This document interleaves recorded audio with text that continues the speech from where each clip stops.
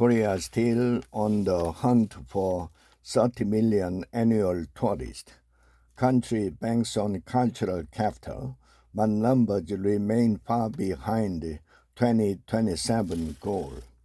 2 years ago, Korea dared to dream. It was the dream of attracting 30 million annual tourists by 2027, a number almost double that of the highest ever achieved by the country in 2019.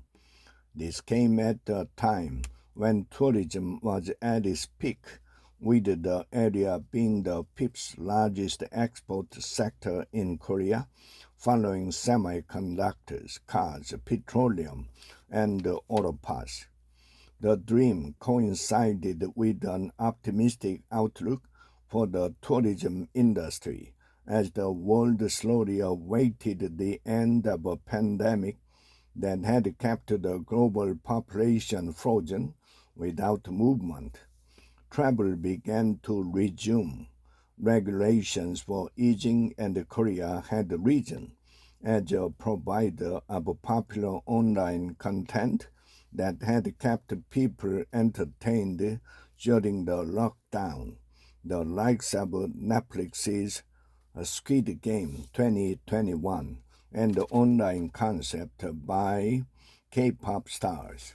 So, when the government enthusiastically announced that it would begin its tourism push with a humble target of 20 million inbound tourists in 2024, hopes were high that the goals could actually be met, especially since the Yoon administration had pitched tourism as a focus area for the virus-stricken domestic economy.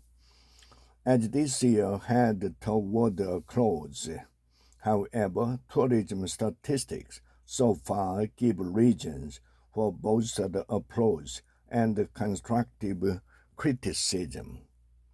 This year, Korea has seen 10 million foreigners visit the country from January to August.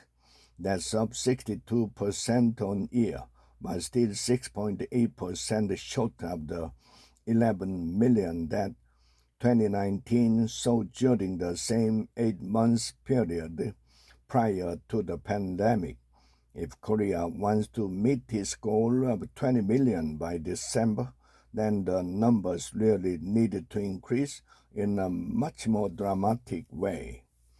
In a country suffering from a chronic tourism deficit, the government is working to make the country appealing to both foreigners and citizens by using existing cultural resources, mostly festivals and leisure events, as well as developing new facilities to accommodate travelers with a specific interest, such as medicine or pop culture.